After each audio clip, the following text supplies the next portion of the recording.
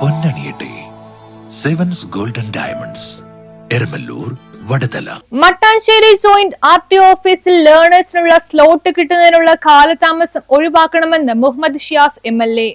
Mattancherry joint RTO ഓഫീസിൽ നിന്ന് ലേണേഴ്സിനുള്ള slot കിട്ടുന്നതിനുള്ള കാലതാമസം ഒഴിവാക്കുന്നതിന് നടപടി സ്വീകരിക്കണമെന്ന് മുഹമ്മദ് ഷിയാസ് MLA നിയമസഭയിൽ പറഞ്ഞു. ചോദ്യോത്തരവേളയിലാണ് ഇത് സംബന്ധിച്ച് MLA ചോദ്യം ഉന്നയിച്ചത്.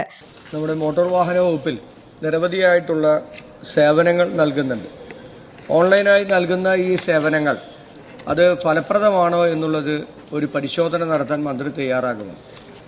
മിനിസ്റ്റർ ഒരു ക്വസ്റ്റ്യൻ കൂടി.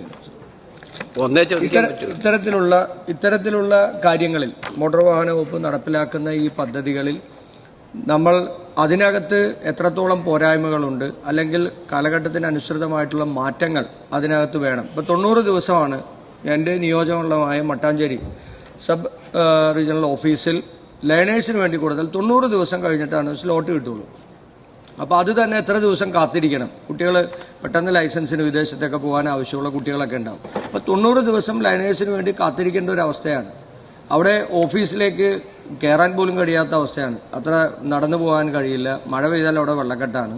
അതുമാത്രമല്ല, ഓഫീസ് ചോരുന്ന ഓഫീസാണ്, സിസ്റ്റങ്ങൾ തകരാറിലാണ്, പലപ്പോഴും ഓൺലൈൻ സംവിധാനങ്ങൾ കിട്ടുന്നില്ല, വാഹനമുള്ളത് തന്നെ ഡീസൽ അടിക്കാനുള്ള പണമില്ല എന്ന് പറഞ്ഞ് വാഹനങ്ങൾ ഓടുന്നുമില്ല. അപ്പോൾ ഇത്തരത്തിലുള്ള പോരായ്മകൾ കേരളത്തിലെ എല്ലാ സ്ഥലങ്ങളിലും ഉണ്ടാകും, ഭൂരിഭാഗം സ്ഥലങ്ങളിലും ഉണ്ടാകുമെന്നാണ് ഞാൻ കരുതുന്നത്.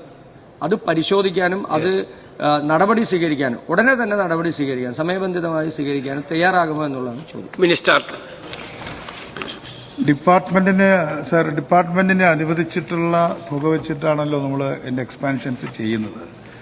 അപ്പോൾ ആ തുക വെച്ച് അല്ലെങ്കിൽ പ്ലാൻ അനുസരിച്ച് നമുക്ക് ചെയ്യുന്നതിന് കുറേ തടസ്സങ്ങളുണ്ട്.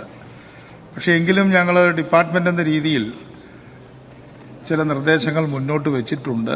ഈ വർഷം 8773 കോടി രൂപയാണ് ടാക്സ് ആയിട്ട് കിട്ടുമെന്ന് ബജറ്റിൽ എസ്റ്റിമേറ്റ് ചെയ്തിട്ടുള്ളത്. കഴിഞ്ഞ പ്രാവശ്യം 7500 കോടിയിലധികം രൂപ കിട്ടിയിട്ടുണ്ട്. അതിൽ 2-3% ഇതിന്റെ എക്സ്പാൻഷന് വേണ്ടി വെക്കുകയാണെങ്കിൽ തീർച്ചയായിട്ടും ആ തുകയിലധികം, നമ്മൾ ചെലവാക്കുന്ന തുകയിലധികം തുക ഗവൺമെന്റിലേക്ക് വരികയും ഗവൺമെന്റിന്റെ ടാക്സ് കളക്ട് ചെയ്യുന്നൊരു വകുപ്പെന്ന രീതിയിൽ ആ ഡിപ്പാർട്ട്മെന്റിന്റെ വികസനം ടാക്സ് കൂടുന്നതിന് സഹായകമാകും എന്ന അഭിപ്രായവും ഡിപ്പാർട്ട്മെന്റിൽ ഉണ്ട്. അതെല്ലാം വിശദമായ ചർച്ച ചെയ്ത് എടുക്കേണ്ട തീരുമാനങ്ങളാണ് സാർ.